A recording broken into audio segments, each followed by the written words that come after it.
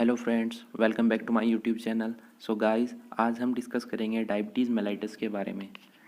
So guys, अगर हम बात करें डायबिटीज़ मेलाइटस की, तो यह एक ग्लूकोज मेटाबॉलिज्म डिसऑर्डर है जो कि कई कारणों से हो सकता है, जैसे कि हमारे पैनक्रियाज का सफिशिएंट अमाउंट में इंसुलिन का प्रोड्यूस ना करना, जो कि हमारी बॉडी को नीड है या ज़रूरत है, या फिर प्रेजेंट इंसुलिन का हमारी बॉडी सेल द्वारा ठीक तरीके से उसका यूज़ ना कर पाना। तो ये कई सारे कारण हैं जो कि हमारे ग्लूकोज मेटाबॉलिज्म का डिसऑर्डर प्रोड्यूस कर सकते हैं और हम डायबिटीज़ मेलाइटस जैसी बीमारियों का सामना कर सकते हैं। तो गाइस, अगर हम बात करें नॉर्मल ग्लूकोज लेवल की, तो यह 70 टू 90 mg पर 100 ml है।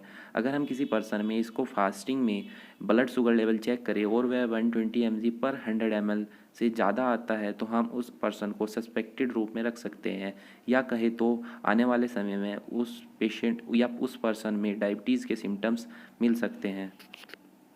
अगर हम बात करें ब्लड शुगर लेवल की, तो अगर वह नॉर्मल कंसंट्रेशन से हमारी बॉडी में ज़्यादा मिलता है तो हम उसको हाइपरग्लाइसेमिया कहते हैं। वहीं अगर हमारी बॉडी में blood sugar level normal concentration से कम मिलता है तो हम उसको हाइपोग्लाइसेमिया कहते हैं। तो दोस्तों, अगर हम बात करें डायबिटीज़ मेलाइटस की, तो यह केवल ना कि इंडिया में ही है बल्कि पूरे वर्ल्ड में फैला हुआ है और इसके आंकड़े हर साल बढ़कर ही आते हैं। अगर बात करें 2019 के आंकड़ों की, इसके द्वारा हमारे पूरे वर्ल्ड में 463 मिलियंस डायबिटिक पेशेंट्स हैं, जो कि हर साल इसका आंकड़ा बढ़ता ही जाता है। अगर बात करें मोटापा हुआ, डाइटरी फैक्टर हुआ या हेरिडिटी हुआ, तो ये कुछ कारण हैं जिसके कारण हम डायबिटीज़ के शिकार हो सकते हैं। मोटापा हमारा बढ़ता है जैसे कि हम ज़्यादा फूडी हैं या अल्कोहल बीवरेज का कंजप्शन ज़्यादा करते हैं, जिसके कारण वह हमारे पैनक्रियाज को डैमेज कर देता है और हमारे इंक्रीज कर देता है डायबिटीज़ के रिस्क। या डाइटरी फैक्टर हुआ, ठीक तरीके से हमको खाना ना खाना, खाना खाया नहीं खाया पूरे दिन में, जिसकी अच्छी बैलेंस डाइट नहीं है, तो वो भी हमारा रिस्क बढ़ा देता है डायबिटीज़ के।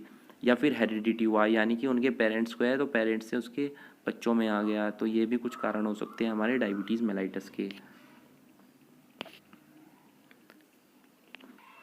तो दोस्तों, अगर हम बात करें डायबिटीज़ की, तो यह ना कि केवल इंसुलिन के लेवल के डिस्टर्बेंस के कारण होता है, बल्कि कई सारे ऐसे हार्मोन्स हमारी बॉडी में हैं जिसके डिस्टर्बेंस के कारण हम इसके रिस्क जोन में आते हैं। जैसे कि हमारे एड्रेलिन हुआ, पिट्यूटरी ग्लैंड हुआ, थायराइड हार्मोन्स हुआ, एस्ट्रोजन हुआ, ग्लाइकोजन्स हुआ, तो ये कुछ ऐसे हार्मोन्स हैं जिनके डिस्टर्बेंस से हमको डायबिटीज़ के सिम्टम्स आ सकते हैं।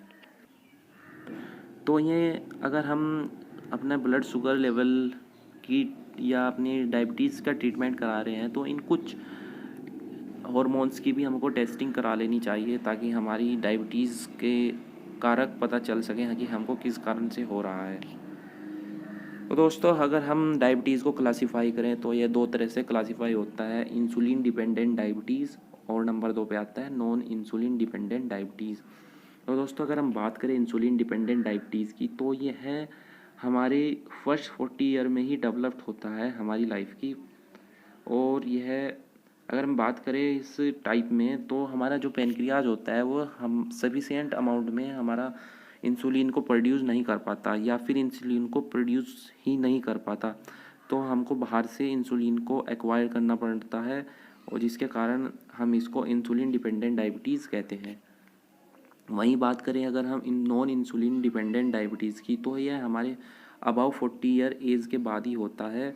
और इसमें क्या होता है, हमारा पैनक्रियाज इनएडिक्वेट अमाउंट में इंसुलिन प्रोड्यूस करने लग जाता है, जिसको हम कई तरीक़ों से कंट्रोल कर सकते हैं, जैसे कि डाइट्स के द्वारा या लाइट एक्सरसाइज के द्वारा, या फिर कुछ ओरल हाइपोग्लाइसेमिक ड्रग ले सकते हैं, जिसके कारण हम इसको कंट्रोल कर सकते हैं। तो दोस्तों, अगर हम बात करें साइन और सिम्टम्स की, तो नंबर 1 पे आता है frequently urination and passing large volume of urine, यानी कि हमको बार बार यूरिन आना और यूरिन का लार्ज अमाउंट में आना। और नंबर 2 पे आता है इंक्रीज एपेटाइटी, यानी कि भूख ज़्यादा लगना, लॉस ऑफ वेट, वज़न कम होना, पेन इन लेग्स, पैरों में पेन होना, lack of concentration, delay wound healing, यानी कि घाव का लेट भरना, और जनरल वीकनेस और फटीग्स। तो गाइस, ये कुछ ऐसे साइन और सिम्टम्स हैं जो कि डायबिटीज़ के कारण हो सकते हैं।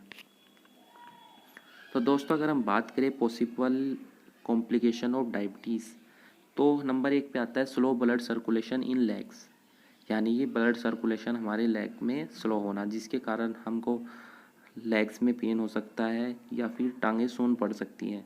नंबर 2 पे आता है हार्ट डिजीज़।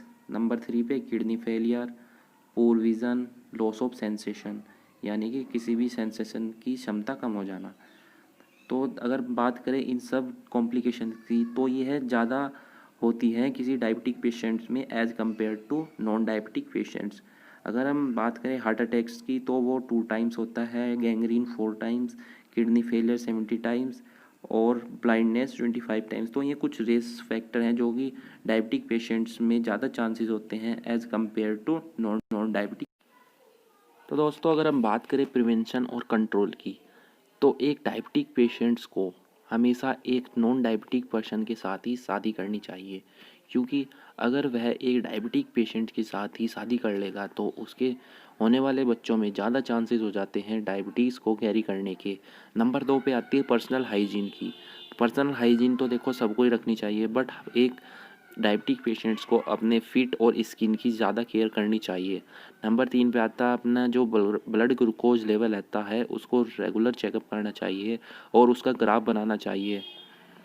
नंबर 4 पे आता है, देखो अगर कोई भी डायबिटिक पेशेंट है तो उसको अवॉइड ही करना चाहिए इमोशनल और सोशल स्ट्रेस को, हमेशा उसको एक स्ट्रेस फ्री लाइफ ही जीनी चाहिए। और नंबर 5 पे आता है डू रेगुलर एक्सरसाइज, उसको हमेशा रेगुलर एक्सरसाइज ही करनी चाहिए। अगर हम बात करें ट्रीटमेंट की, तो इसके ट्रीटमेंट में डाइट फैक्टर, फिजिकल एक्सरसाइज और ड्रग्स ही होती हैं। हमको हमेशा एक डायबिटीज़ का ट्रीटमेंट एक वेल क्वालिफाइड डायबिटोलॉजिस्ट के पास ही कराना चाहिए और उसको हमेशा एवरी 3 मंथ्स में उसको रेगुलर चेकअप कराना चाहिए या डॉक्टर से कंसल्ट करना चाहिए रेगुलरली।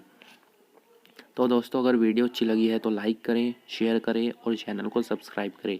Thank you.